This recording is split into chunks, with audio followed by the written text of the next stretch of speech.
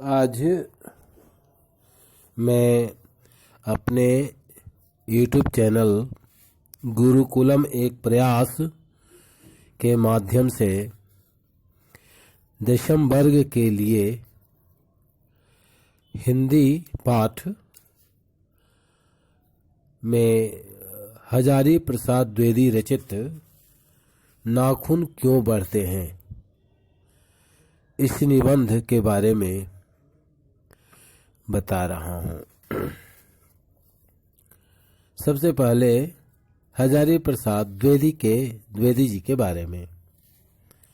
इनका जन्म हुआ था 1907 ईस्वी में आरत दुब्बे का छपरा बलिया में, जो उत्तर प्रदेश में है। ये बड़े ही विद्वान थे और ये हिंदी साहित्य का इतिहास इनका बड़ा ही विख्यात हुआ। उच्चतम वर्गों में यानी एमए वगैरह में इनकी रचना पढ़ाई जाती है। हिंदी पढ़ने वाले हिंदी साहित्य का इतिहास एक पेपर जरूर रहता है, तो ये इनका लिखा हुआ है। और भी अन्य विद्वानों का लिखा हुआ है, लेकिन पंडित हजारी प्रसाद द्विवेदी का जो भारत का इतिहास है, हिंदी साहित्य का इतिहास है, बहुत ही सटीक है।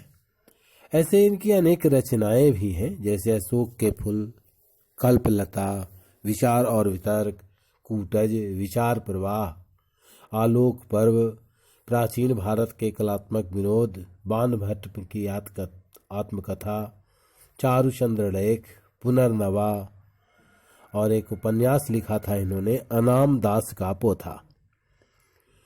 ऐसे इनकी आलोचनाएं हैं सूर साहित्य, कबीर, मध्यकालीन बोध का स्वरूप, नाथ संप्रदाय, बहुत सारी रचनाएं हैं।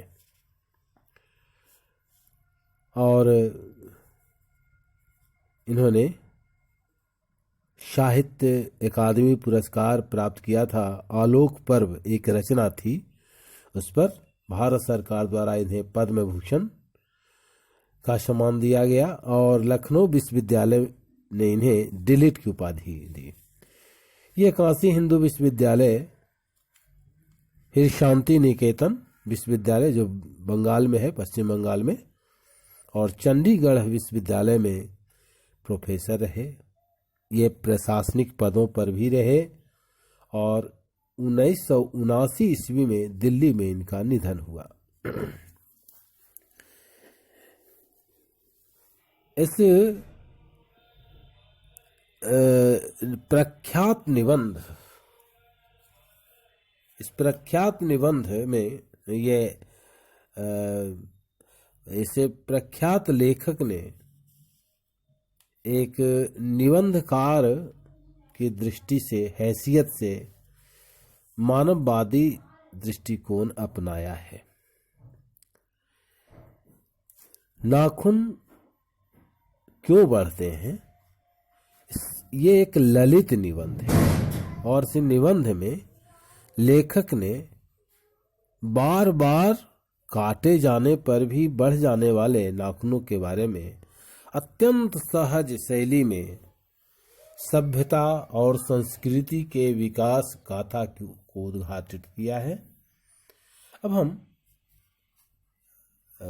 इनकी रचना के बारे में, नाखून क्यों बढ़ते हैं, तो पहले इस पाठ के बारे में हम जान लें।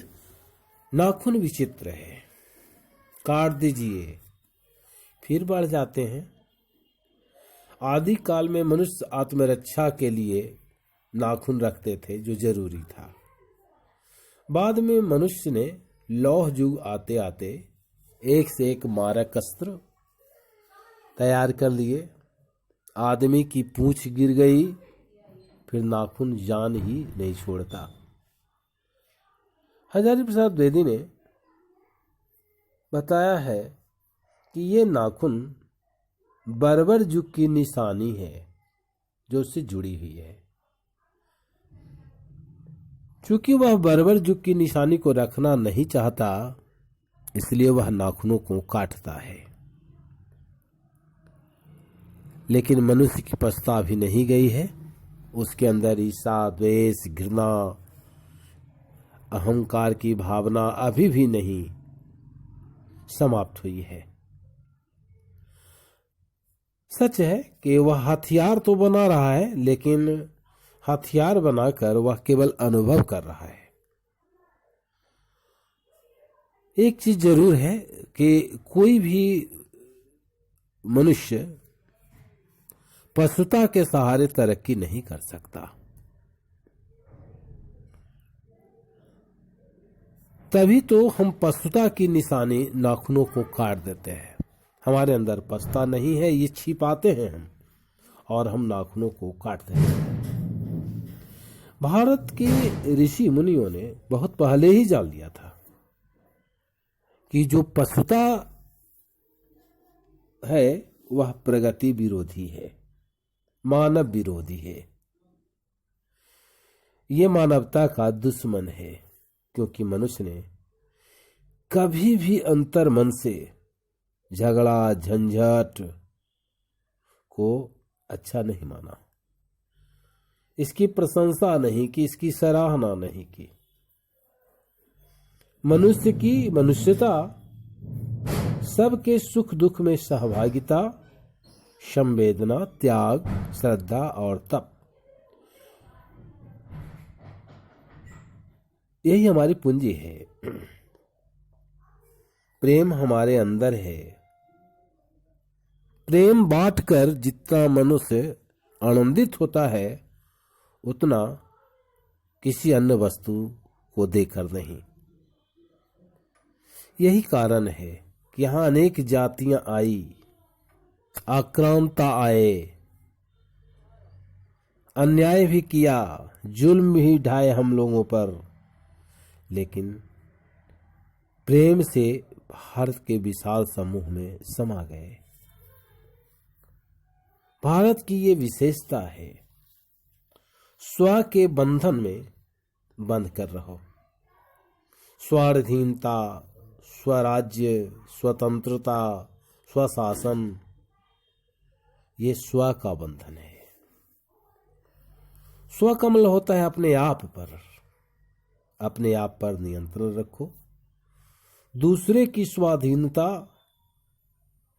स्वतंत्रता का सम्मान करो। द्विवेदी जी की मान्यता है कि सफलता से बड़ी वस्तु है चरितार्थता। यानी सफलता तो किसी भी क्षेत्र में मिल सकती है, लेकिन अगर आप में चरित्र नहीं है, आप चरित्रवान नहीं है, तो ये सफलता बेकार है। आप बहुत अच्छे मार्क्स से अंक प्राप्त कर आप बीए एमए की परीक्षा पास कर जाते हैं, आप कंपटीशन देकर अच्छे पद पर पहुंच जाते हैं, अच्छी बात है। लेकिन अगर आप में चरित्र नहीं है, आप चरित्रहीन हैं, तो अच्छे पद पर पहुंच करके भी आप जीवन के लिए असफल हो जाएंगे। इसलिए सफलता वायाडंबरों के विशाल भंडार का नाम है, जबकि चरितार्थता प्रेम, त्याग, मैत्री और सबके निमित्त मंगल भाव में है। इस प्रकार द्विवेदी जी सभ्यता और संस्कृति का इतिहास को खंगालते हुए इस निष्कर्ष पर पहुंचते हैं कि चाहे जो हो, मनुष्य पछता की ओर बढ़ने नहीं देगा, मनुष्य पछता को बढ़ने नहीं देगा। नाखून बढ़ते हैं तो बढ़े।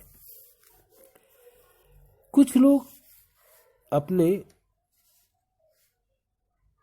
को बंदरों की संतान कहते हैं। ऐसा इतिहास में आया है कि हम लोग बंदर के संतान हैं, लेकिन बंदरिया हमारा आदर्श नहीं बन सकता। अरे हम ज्ञानी हैं, हम मानव हैं, इसलिए कि हमें मन है।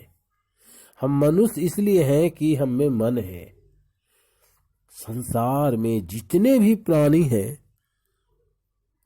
एक से एक, सूक्ष्म हो, लघु हो या विशाल हो, लेकिन वे मानव की तुलना नहीं कर सकते। क्यों?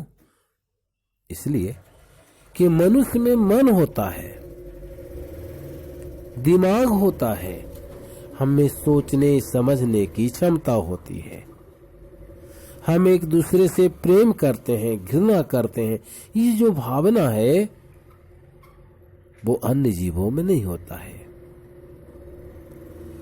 इसलिए बंदरिया हमारा आदर्श कभी भी नहीं हो सकता। वह मरे हुए बच्चे को लेकर घूमता रहता है, लेकिन मनुष्य तो जिंदा और मृत में अंतर समझता है। तो इस तरह से ये पाठ समाप्त हुआ और अब छोटे छोटे क्वेश्चन जो इससे आते हैं उसका उत्तर आप बाखूबी दे सकते हैं, बहुत अच्छे ढंग से आप दे सकते हैं, है ना। जैसे आपको छोटा छोटा, एक तो है कि इनमें इनका जो जीवनी बताया गया है, इनकी रचनाएं बताई गई है, ये इससे संबंधित प्रश्न जरूर आता है। जैसे आ गया कि अशोक के फूल किनकी रचना है, चार कवि का नाम दिया गया है। अगर हजारे प्रसाद द्विवेदी चाहे जिस ऑप्शन में हो वही उत्तर सही होगा। इसी तरह से अनाम दास का पोथा किनका उपन्यास है, किनकी रचना है, तो याद रहेगा, आप पढ़े हुए रहेंगे तभी ना आप दे सकते हैं इसका उत्तर। इसलिए पहले इनकी जीवनी के बारे में ध्यान से आप पढ़ जाइए। ऐसे जितना हम बता रहे हैं उतना ही काफ़ी है ना। ये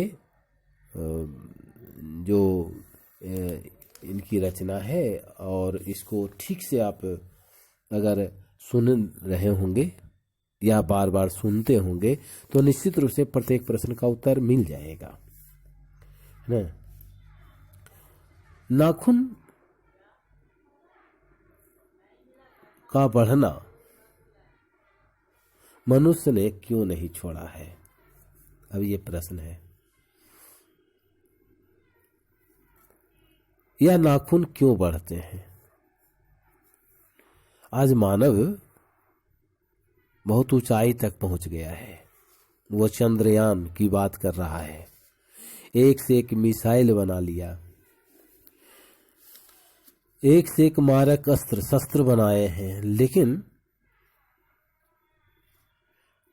फिर भी हमारे अंदर का जो राक्षसी प्रवृत्ति है वो नहीं मिटा है।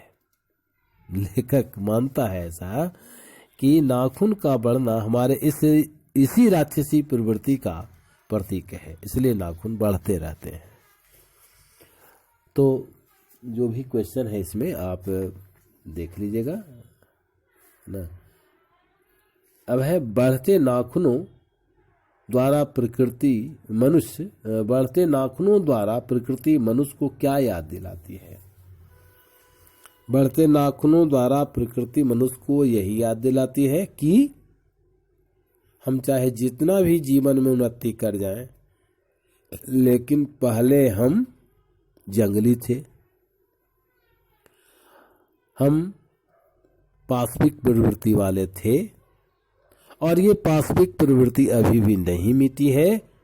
इसलिए नाखूनों का बढ़ना हमें यही याद बार बार दिलाती है। तो इस तरह से आज ये जो पाठ है वो समाप्त हुआ, है ना। ध्यान से सुनेंगे तो निश्चित रूप से आप सभी प्रश्नों का उत्तर आप दे सकेंगे। तो इसी के साथ मैं समाप्त करता हूँ इस पाठ को। अब परीक्षार्थियों से, शिक्षार्थियों से अनुरोध है कि इसे अधिक से अधिक अपने साथियों के बीच शेयर जरूर करें। आप देखें, सुने, कई बार देखें, इससे मेरा उत्साह बढ़ता रहेगा और आपके लिए हम हिंदी के या संस्कृत के पाठ, ये दोनों पाठ ही हम चला रहे हैं यूट्यूब के माध्यम से। तो ये हम आपको ऑडियो के रूप में सुनाते रहेंगे। एक तरह से आप अनुभव करें कि घर बैठे हम क्लासरूम टीचिंग का आनंद ले रहे हैं। आप कमेंट भी कीजिए, सलाह हमें दीजिए कि और क्या चाहिए। हम लाइव भी आवेंगे, लेकिन अभी नहीं, जनवरी के बाद से जब नए 10th क्लास आएंगे तो उस समय मैं मैथ भी बताऊंगा, फिर साइंस भी बताएंगे, लेकिन अभी केवल ये 2 विषय। अपने सभी श्रोताओं से, परीक्षार्थियों से, विद्यार्थियों से नम्र निवेदन है कि वो जरूर से जरूर लाइक करें, शेयर करें अपने साथियों के बीच, ताकि अधिक से अधिक लोग इसे सुन सकें, और कमेंट जरूर करें। तो जय जगत, जय हिंद।